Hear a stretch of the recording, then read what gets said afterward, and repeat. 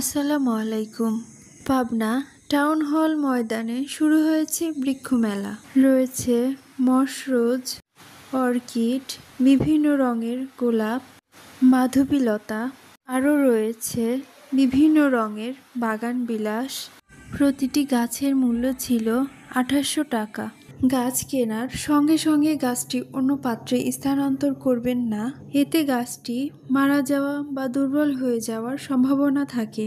অন্ততপক্ষে ১ সপ্তাহ পরে গাছটি স্থানান্তর করবেন।